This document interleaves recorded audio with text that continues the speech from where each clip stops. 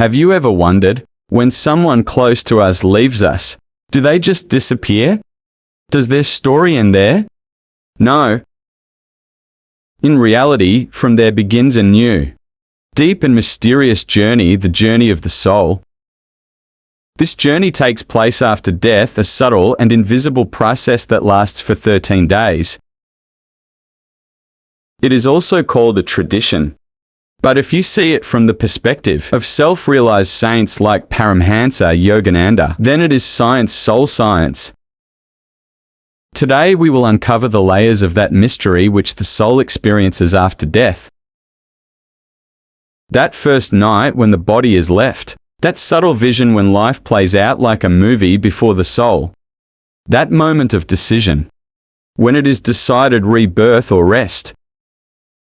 And that final moment, when the soul is bid farewell, through Pindan, Shraddha and prayer. So let us begin this spiritual journey, a journey that all of us have undertaken at some point, and will undertake again, first night when the breath stops.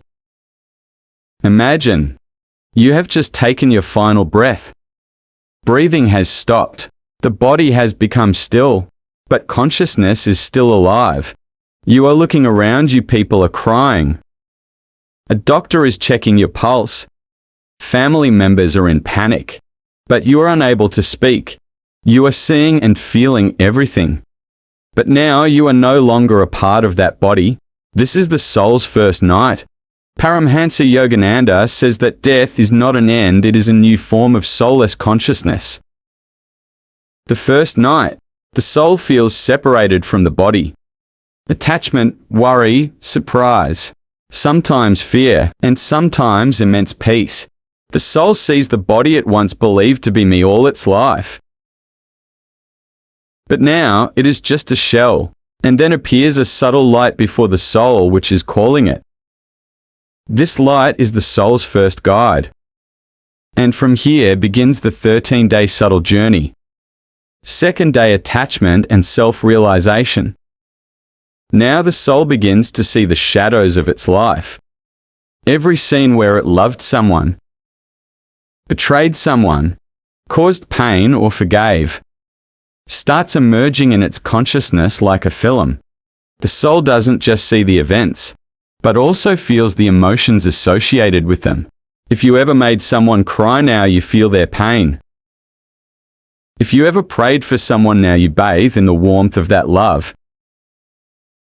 Paramhansa Yogananda tells us that this is a period of self-knowledge for the soul. Now, there is no how to judge, the soul judges itself. Third to fifth day, attachment vs. light. Now a struggle begins inside the soul. On one side is attachment, pulling it toward its loved ones, its mother, its children, its home. On the other side is that light, trying to take it upwards. Some souls remain bound in attachment. They hover in the corners of their homes, appear in dreams, sometimes give a sense of presence, but this wandering is difficult for the soul, and that's why during these days, special prayers, chants, and remembrances are done, so that the soul can be freed from attachment. Sixth and seventh day, the soul's test. Now the soul is shown its entire karmic cycle. Like a book opens, and every deed, good or bad, comes forward. But this is not just information, it is experience. Paramhansa Yogananda has written that the soul, at this time, experiences how much love it gave, how much pain it caused, and it relives every emotion within itself again. This is the real test of the soul, and this is why the scriptures say every thought, every word, every deed returns to the soul after life. 8th to 10th day, spiritual communication. Now a subtle guide comes to the soul. It could be an ancestor, a guru, a light, or just a vibration. It explains to the soul what needs to be done now. The soul is shown if it wants to be reborn. Then which family, what values, and which challenges await it. This period is the time of decision for the soul, and this is the time when chants, lamps, offerings, and pine dan are organized at home. Many consider it just a ritual, but in truth, it is a means of sending a message to the soul. Every chant, every lamp, reaches the soul's subtle body and shows it the direction. 11th and 12th day rebirth or rest. Now it is time for the soul to decide, will it take rebirth? Or will it stay in the subtle realm for some time? Or if it has become very pure, will it move towards Brahmalok, the highest spiritual realm? Paramhansa Yogananda says the soul decides this on its own. Rebirth is not a punishment. It is the soul's own desire to complete unfinished matters. If the soul decides to return, then cosmic consciousness gradually pulls it towards a new body. That womb is not a coincidence. The soul goes where its karma and lessons remain. And if the soul chooses rest, then it remains in the subtle realm, immersed in meditation, love, and self-contemplation. 13th day farewell and completion. This is the day we offer the final pine dan to the soul. But it is not just grains. It is a message to the soul. Go.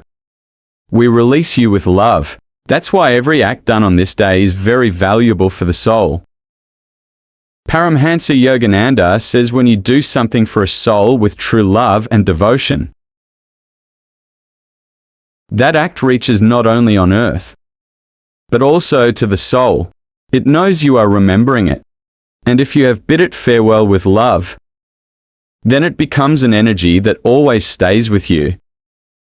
So, is this the end? No, this is a cycle.